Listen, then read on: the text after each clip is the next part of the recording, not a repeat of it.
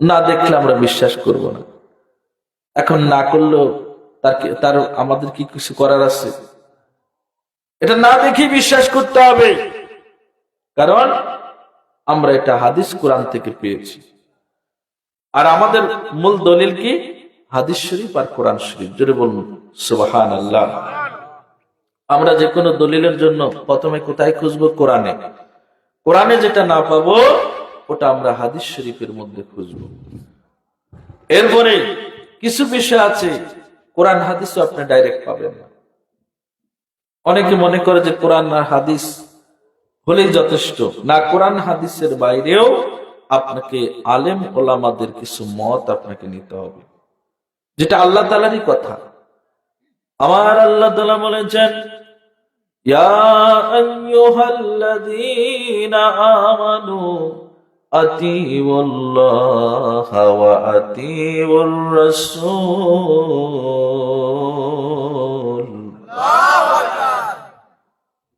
আতিউল্লাহা ওয়া আতিউর রাসূল ওয়া উলিল আমরি মিনকুম। আমার আল্লাহ তাআলা বলে দিয়েছেন, হে ঈমানদারেরা, তোমরা আল্লাহর আনুগত্য করো।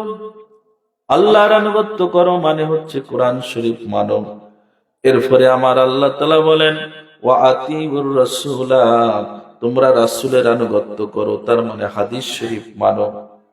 এরপরে আমার আল্লাহ তাআলা দুইটা বলে ক্ষান্ত হন নাই, 3 নম্বরে বলেছেন, ওয়া উলিল আমরি মিনকুম, তোমাদের মধ্যে যারা উলিল আমর আছে তাদেরকেও তোমরা অনুসরণ করো।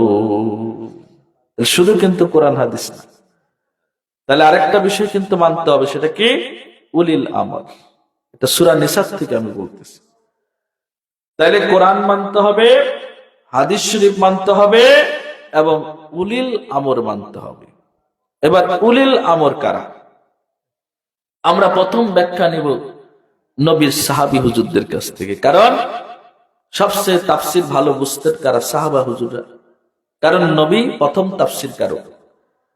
আমরা যে তাফসীর বলি, তাফসীর শুরু হয়েছে নবীর আমল থেকে, কারণ নবীজি নিজে তাফসীর করেছেন কোরআনের ব্যাখ্যা। তাফসীর মানে কি? কোরআনের ব্যাখ্যা। তাহলে নবীজি যেভাবে ব্যাখ্যা করছেন সাহাবীরা তারা নিজ কানে শুনেছে। তাহলে সাহাবীরা প্রথম ব্যাখ্যাকার এবং সর্বশ্রেষ্ঠ ব্যাখ্যাকার, কি বলেন ঠিক কিনা? ভাইরা বাবাজিরা, আমার নবীজি এবং সাহাবা হুজুররা নিজে স্বীকার করেছেন, না নবীজি দোয়া করেছেন যে সবচেয়ে বড় তাফসীর কারক হচ্ছে হযরত আব্দুল্লাহ ইবনে আব্বাস রাদিয়াল্লাহু তাআলা আনহু। জোরে বলুন মারহাবা। ওনাকে রইসুল মুফাসসিরিন বলা হয়, মুফাসসিরদের মাথার তাজ। মুফাসসিরদের মাথার তাজ। একবার এক ব্যক্তি এসে বলল, তখন ওমর রাদিয়াল্লাহু তাআলা খলিফা, ওই ওমর রাদিয়াল্লাহু তাআলার কাছে এসে জিজ্ঞাসা করলো, হুজুর আমি এই আয়াতের একটু ব্যাখ্যা জানতে চাচ্ছি। কি ব্যাখ্যা? সূরা ফাতিহার ইহদিনাস সিরাতাল মুস্তাকিম, আমিরুল মুমিনিন খলিফাতুল মুসলিমিন ওমর ফারুক রাদিয়াল্লাহু তাআলা আনহু, আমাদের দ্বিতীয় খলিফা, আপনার কাছে আমরা সূরা ফাতিহার এই আয়াতের একটু ব্যাখ্যাটা জানতে চাই। সিরাতাল মুস্তাকিম জিনিসটা কি? এটা আমাদের জানা দরকার আছে না নাই? এই যে প্রতিদিন আল্লাহর কাছে চাচ্ছি ইহদিনাস সিরাতাল মুস্তাকিম, আল্লাহ আমাদেরকে সঠিক পথ দেখাও। তো এই সিরাতাল মুস্তাকিম পথটা কি, জিনিসটা কি? যদি না জানি, বিষয়টা যদি না বুঝি, তাহলে আল্লাহর কাছে কি চাইলাম তাও তো বুঝলাম না। কি বলেন ঠিক কিনা? সবার আগে তো বুঝে শুনে চাইতে হবে যে আল্লাহর কাছে কি চাচ্ছি। তারা আরবি ভাষাভাষী, তারা মানে জানে, তারপরেও জিজ্ঞাসা করছে ওমর রাদিয়াল্লাহু তাআলার কাছে যে ভাই আমাকে এই ইহদিনাস সিরাতাল মুস্তাকিম এই আয়াতের একটু তাফসীর বা ব্যাখ্যা একটু বুঝায় দেন। হযরত ওমর রাদিয়াল্লাহু তাআলা তখন খলিফা, তেনারই তো উত্তর দেওয়ার কথা, তার কাছেই তো জনগণ এসে প্রশ্ন করবে, কি বলেন ঠিক কিনা?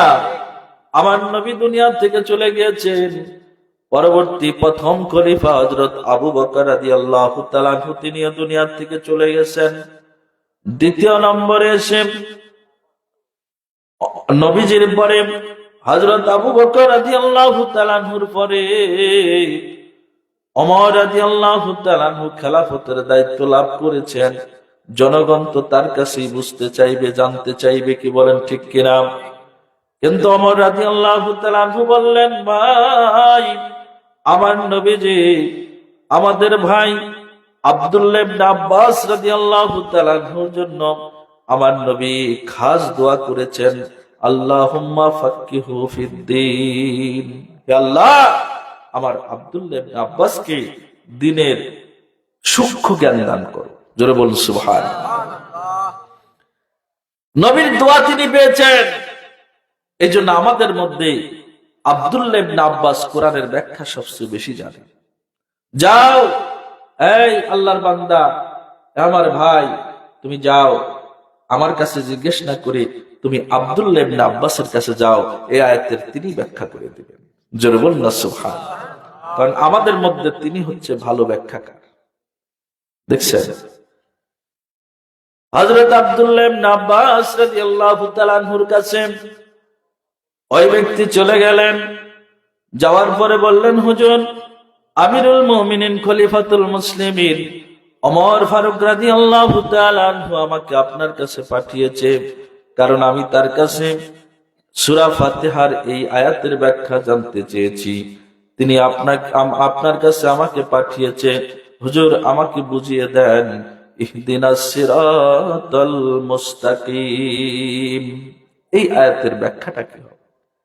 এই যে আল্লাহর কাছে চাচ্ছি, আল্লাহ আপনি আমাদেরকে সিরাতাল মুস্তাকিম দান করুন, এই বলি না?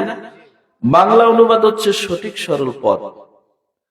সঠিক সরল পথ কোন সঠিক সরল পথ? এটা বোঝার দরকার আছে না নাই? ভাইরা বাবাজিরা, হযরত আব্দুল্লাহ ইবনে আব্বাস রাদিয়াল্লাহু তাআলা আনহু তিনি বললেন, ভাই, আমার কাছে যদি এর ব্যাখ্যা জানতে চাও, আর একটা আয়াতের অনেক ব্যাখ্যা হয়। আপনি যদি 10টা তাফসীরের কিতাব পড়েন, দেখবেন এক একজন মুফাসসির একটা আয়াতের এক এক রকম অর্থ করেছে। আব্দুল্লাহ ইবনে আব্বাস রাদিয়াল্লাহু তাআলা আনহু যে অর্থটা করেছেন, যে ব্যাখ্যাটা করেছেন, সেটা হচ্ছে, তিনি বললেন, তুমি যখন ইহদিনাস সিরাতাল মুস্তাকিম পড়বে, তখন বলবে, এই সিরাতাল মুস্তাকিম দ্বারা আমার নবীকে বোঝানো হয়েছে। আর আল্লাহর কাছে বলবে, আল্লাহ আপনার নবীকে আমাকে দান করুন, আপনার নবীকে আমাকে দান করুন আল্লাহ। এখন উনি যে ব্যাখ্যা করলেন, তাফসীর করলেন, দলিল তো থাকতে হবে। সিরাতাল মুস্তাকিম মানে যে নবী, এটা দলিল কোথায়?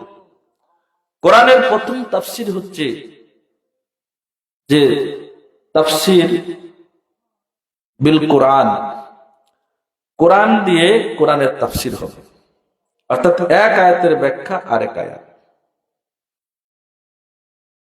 যদি আয়াতে না পাওয়া যায়, অন্য আয়াতের ব্যাখ্যা না পাওয়া যায়, তাহলে হাদিসের দিকে যেতে হবে, যে হাদিস শরীফে নবীজি এই আয়াতের কি ব্যাখ্যা করেছেন। এরপরে যদি না পাওয়া যায়, তাহলে সাহাবা কেরাম, পরবর্তী মুস্তাহিদ ইমামগণ যারা কোরআনের ব্যাখ্যা করেছেন, তাদের দিকে খেয়াল করে তারা কি এটার ব্যাখ্যা করেছেন, এইভাবে আসতে হবে। তো এইটার ব্যাখ্যা আব্দুল্লাহ ইবনে আব্বাস তিনি সিরাতাল মুস্তাকিম দ্বারা যে নবীকে বোঝানো হয়েছে, তিনি কোরআন দ্বারা দলিল দিলেন। জোরে বলুন সুবহানাল্লাহ। যেটা আমাদের কাছে অতি পরিচিত, আমরা সকলেই সূরাটা পড়ি, জানি, বুঝি এবং শুনি। সেটা কি? সূরাতুল ইয়াসিন। এই সূরাটার নাম আপনারা জানেন না? জানেন? সূরা ইয়াসিন এটা অতীব পরিচিত একটা সূরা, কি বলেন ঠিক কিনা? খুব মনোযোগ সহকারে শুনবেন কথাগুলো। ঘুম পারবেন না, মাথা নিচুর দিকে দিবেন না, বক্তার দিকে তাকায় থাকতে হবে, তাইলে কথাগুলো ভালোভাবে ব্রেনে যাবে। খুব গুরুত্বপূর্ণ কথা, আল্লাহ যদি চাহে তো ইনশাল্লাহ হবে। এজন্য মনোযোগ সহকারে শুনবেন, যেটা আজীবন আবার আপনার কাজে লাগবে। শুধু পড়েন সূরা ফাতিহার মধ্যে, কিন্তু মানে না জেনে পড়লে সেটার মজা নাই, এটা তাসিরও হবে না। মক্কার ইমাম, আরবের ইমামগণ যখন সূরা ফাতিহা পড়ে, পড়তে পড়তে কেঁদে ফেলে, আর আমাদের ইমামরা কি কাঁদে? তার মানে কি? আবার সেখানে ইমামও কাঁদে, মুসল্লিরাও কাঁদে। আমাদের ইমামও কাঁদে না, মুসল্লিও কাঁদে না। তার মানে এরা ব্যাখ্যাও জানে না, মানেও জানে না। যদি এর মানে জানতো তাহলে তো ভিতরে যে আঘাত লাগবে। কি বলেন? একটা বাস্তব উদাহরণ দেই, দেখবেন যখন আমরা বলি রব্বানা যালামনা আনফুসানা ওয়া ইল্লাম তাগফির লানা ওয়া তারহামনা লানাকুনান্না মিনাল খাসিরিন, মুসল্লিরা তো আস্তে করে বলে আল্লাহুম্মা আমিন। যখন এটা মানে করে বলে, হে আল্লাহ, আমরা আমাদের প্রতি জুলুম করছি, তুমি যদি মাফ না করো, তুমি যদি আমাদের ক্ষমা না করো, তাহলে আমরা ক্ষতিগ্রস্ত হয়ে যাব। মুসলিম আল্লাহুম্মা আমিন। তার মানে কি? মানে বুঝলো, ভিতরে আঘাত লাগছে, তাসির হয়েছে, এজন্য জোরে বলতেছে। তাহলে আরবি বলার সময় দেখবেন ও আস্তে বলতেছে আল্লাহুম্মা। তার মানে ও মানে বুঝে কয় নাই, ওই যে এটা একটা দোয়া, জানে এটা একটা দোয়া, এজন্য। কিন্তু যখন আমি মানে বললাম, তখন জোরে আল্লাহুম্মা আমিন আসতে। তার মানে কি? এবার মানে বুঝে তার ভিতরে তাসির হয়েছে যে আল্লাহ, তাই তো আমিও তোর মধ্যে ওর মধ্যে আছি, আমিও তোর মধ্যে আছি, কারণ আমিও তো জুলুম করছি জীবনে, আমিও তো গুনার কাজ করেছি। আল্লাহ, আমাকেও যদি তুমি মাফ না করো, আমাকে যদি তুমি ক্ষমা না করো, দয়া না করো, তাহলে আমিও তো ক্ষতিগ্রস্ত হয়ে যাব। তখনই আল্লাহুম্মা আমিন জোরে আসে। কি বলেন, ঠিক কিনা? ঠিক তেমনি যে সূরাগুলো আমরা পড়ি, সূরা ফাতিহা থেকে শুরু করে যত সূরাগুলো আমরা পড়ি, এর মানেগুলা যদি জানতাম, বুঝতাম, তাহলে আমরা কেন, ইমাম সাহেব কেন, যে কেউ পড়তে লাগলে এই আয়াতগুলো পড়ার সঙ্গে সঙ্গে তার ভিতরে তাসির হতো, তার চোখে পানি আসতো, কান্না চলে আসতো। কারণ সাহাবা হুজুররা তাদের জীবনী পড়লে দেখা যায় তারা নামাজের মধ্যে সূরা পড়ে পড়ে কাঁদতেন, চোখ দিয়ে ঝরঝর করে পানি বের হতো। তাদের নামাজ আর আমাদের নামাজ, হায় হায়। নামাজের মধ্যে মেরাজ হয় খালি শুনি, কিন্তু সাহাবা হুজুরদের জীবনী পড়ে দেখেন মেরাজ কাকে বলে তারাই বুঝেছিলেন। এর আগে আপনারা শুনেছেন ঘটনা, হযরত আলী রাদিয়াল্লাহু তাআলা আনহুর পায়ে তীর লেগেছিল। এই তীরটা এমনি শোনাম মানে খসানো যাচ্ছে না, আলী রাদিয়াল্লাহু তাআলা আনহু ব্যথা পায়, তীর ধরে টান দিলে ব্যথা পায়, ভিতরে ঢুকে গেছে। আমার নবী বললেন, সাহাবীরা, আলীকে কষ্ট দিও না, ওকে নামাজে দাঁড় হতে দাও। হযরত আলী রাদিয়াল্লাহু তাআলা আনহু যখন নামাজে দাঁড়িয়ে গেলেন, ওই সাহাবা হুজুররা নবীজির নির্দেশে তীরখানা বের করে নিলেন, কিন্তু আলী রাদিয়াল্লাহু তাআলা আনহু নামাজের মধ্যে একটু টের পেলেন না। তবে এটা কি নামাজ? আমরা তো দেখি মশা কামড়ালেও টের পাই, মাছি কামড়ালেও টের পাই, আবার মাঝে মাঝে ঠাস করে শব্দ আসে। তার মানে কি নামাজেও মশা মাছি মারে? এই নামাজ, এই নামাজে মেরাজ হয়?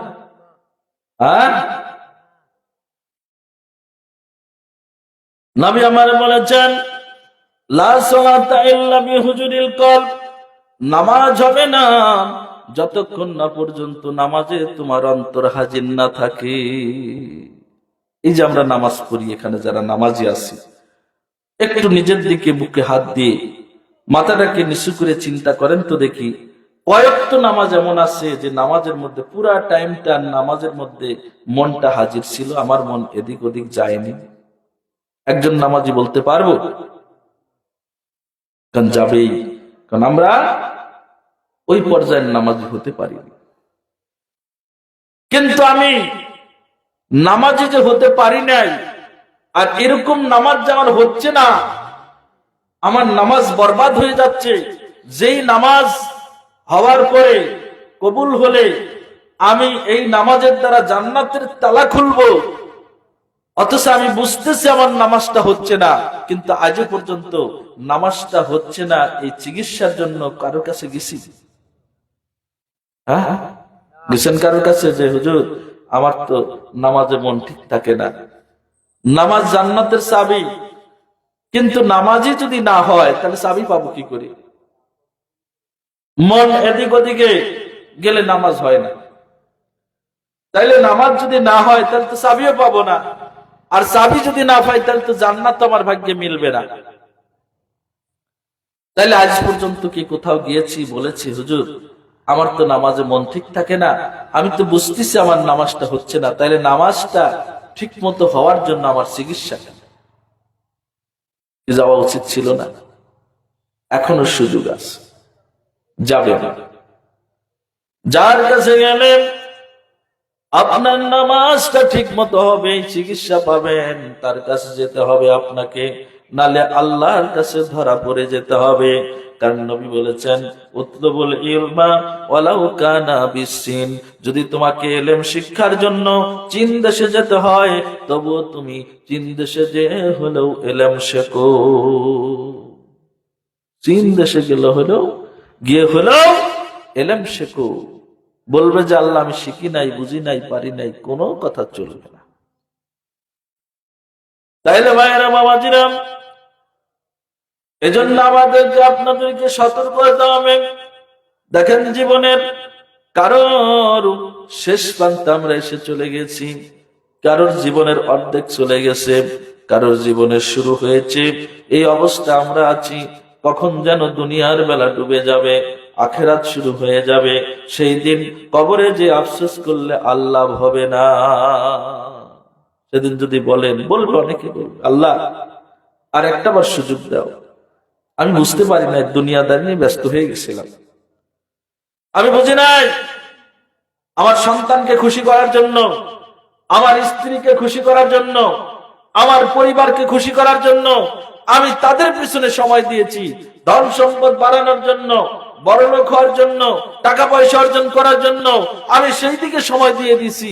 আল্লাহ তোমার জন্য আমি দিতে পারিনি, এখন বুঝতেছি, একটু সুযোগ দাও, আমি যে এইবার কোনো কিছু করব না, শুধু তোমার সেজদায় করে থাকবো। আল্লাহ বলবে আর হবে না, আর হবে না, যথেষ্ট সুযোগ দিছিলাম। আলেম ওলামারা তোমাদেরকে দাঁড়ে দাঁড়ে যে সুন্দর করে বুঝিয়েছে, কিন্তু তোমরা শুনেও শোনো নাই, বুঝাও বোঝো নাই। ও ভাইরা বাবাজিরাম, নামাজ যদি কেউ বুঝে যায় সে ব্যক্তি কখনো নামাজ ত্যাগ করবে না, কারণ নামাজের মধ্যে আল্লাহর সাথে বান্দার প্রেম হয়। আল্লাহর সাথে বান্দার কি প্রেম ভালোবাসা হয়। আর পৃথিবীতে সবচাইতে বেশি কাকে ভালোবাসতে হবে বলেন তো দেখি? কাকে বেশি ভালোবাসবেন? আল্লাহ, এই প্রশ্নের উত্তর ঠেকে গেলে তো হবে না। যিনি আপনাকে বানাইছে তাকে বেশি ভালোবাসতে হবে না? কাকে বেশি ভালোবাসতে হবে? আল্লাহকে। আল্লাহ তাই দাবি করেছে, ওয়াল্লাযীনা আমানু আশাদ্দু হুব্বাল লিল্লাহ।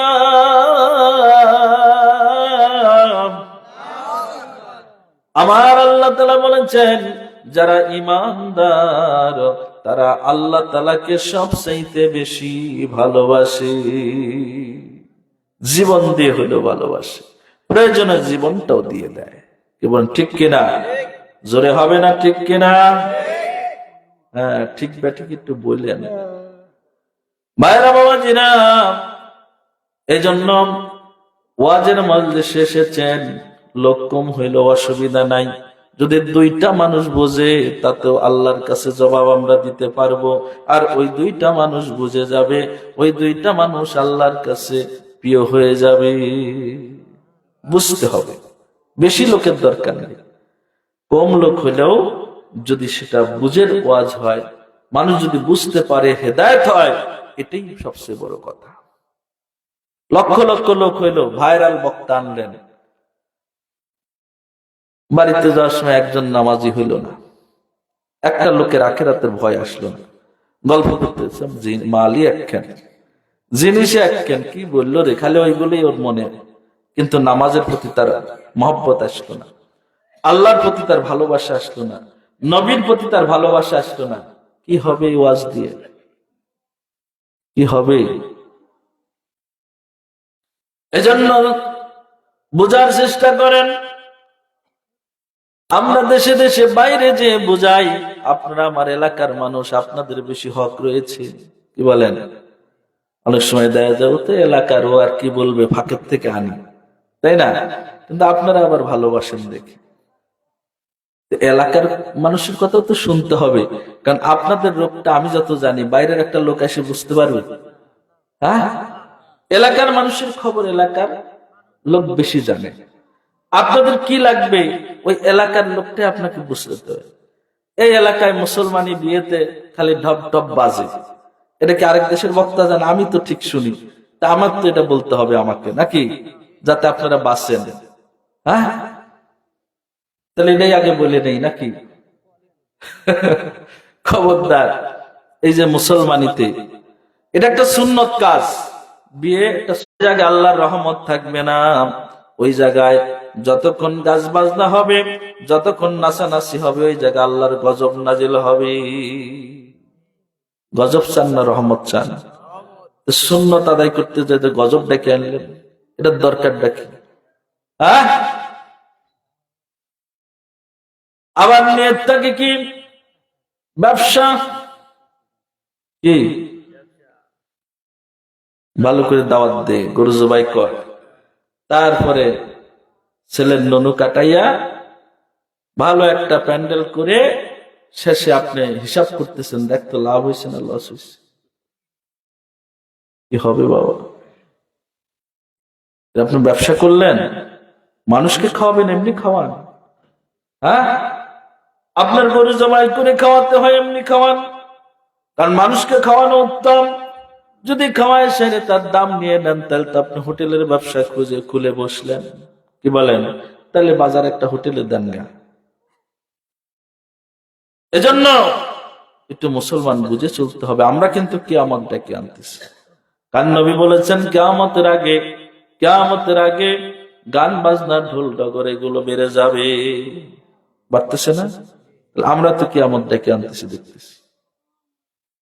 এজন্য আপনাদের অনুরোধ করছি, এই মুসলমানি বিয়ে শাদীতে গান বাজনা, ইমামে আজম হুজুর বলছে, যে অনুষ্ঠানে গান বাজনা হয় ওই অনুষ্ঠানে খাওয়া হারাম।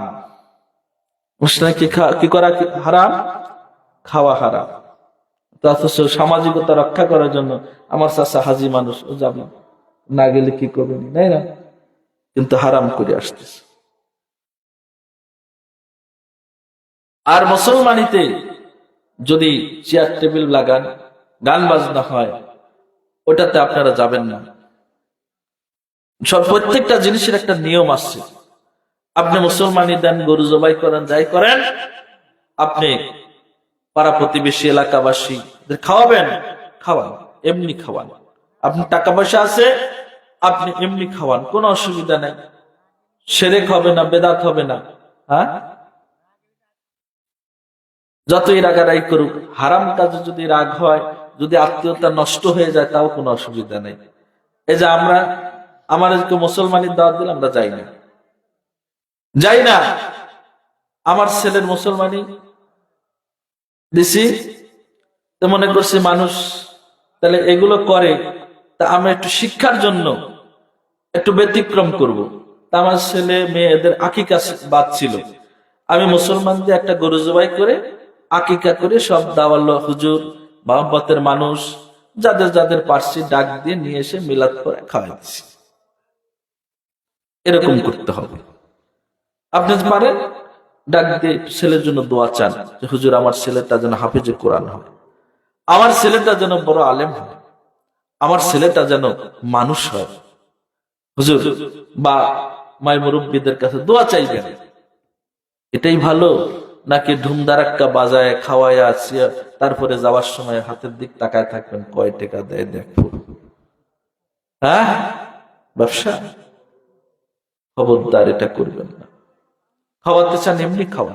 এই যে আমরা খানকা শরীফে প্রতি মাসে খাওয়াই, আপনারাও দাওয়াত যাবেন, 23 তারিখে দাওয়াত আছে, হুজুররা আসবে ভারত থেকে, আপনাদের দাওয়াত রইল, যাবেন, একটা পয়সাও লাগবে না, খালি খাবেন, খাওয়ার দাওয়াত রইল, যাবেন নাকি?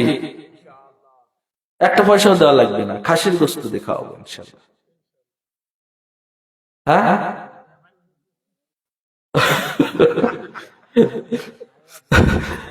ও চিন্তা আপনার করা লাগবে না, সেটা চেয়ার টেবিল লাগাবো না, এমনি আপনার যদি নিয়াত সহি হয়।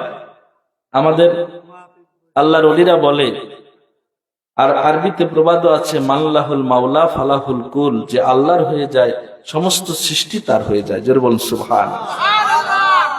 আপনি যদি আল্লাহর হতে পারেন, টাকা আপনার পিছ পিছ ঘুরবে, টাকা আপনার পিছে পিছে ঘুরবে, যে আমাকে নেও, আমাকে নেও। আর যদি টাকার পিছে ঘোরেন, তাহলে টাকা খালি দৌড়াবে, আপনিও দৌড়াবেন ওর পিছনে। তো এই জন্য এই যে সকল আল্লাহর ওলিদের দরবার, যেখানে খাওয়া দাওয়া চলে, ও বলতে হয় না, দেখবেন যে মুরিদরা গরু টরু নিয়ে রওনা হয়ে গেছে, বুঝতে পারলেন?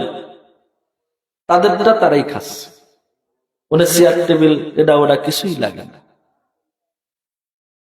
এজন্য আল্লাহর নবীর শিক্ষা হচ্ছে, মানুষকে তুমি খাওয়াও, খাওয়ানো উত্তম কাজ। এক সাহাবী আমার নবীর কাছে এসে বললেন, ইয়া রাসূলুল্লাহ, আইয়ুল ইসলামে খায়রুন, হুজুর ইসলামের মধ্যে উত্তম কাজ কোনটা? নবী বললেন, ক্বালা তুতিমুত তাম ওয়া তাকরাউস সালাম আলা মান আরাফতা ওয়া মান লাম তারিফ। নবী বলেন, ইসলামের মধ্যে দুইটা কাজ উত্তম, একটা হচ্ছে তুমি মানুষকে খাওয়াও, খাওয়ানো হচ্ছে উত্তম কাজ। আর দ্বিতীয়টা বলছিলেন নবী, ওয়া তাকরাউস সালাম আলা মান আরাফতা ওয়া মান লাম তারিফ, পরিচিত অপরিচিত সকল মুসলমান ভাইকে সালাম দিবে।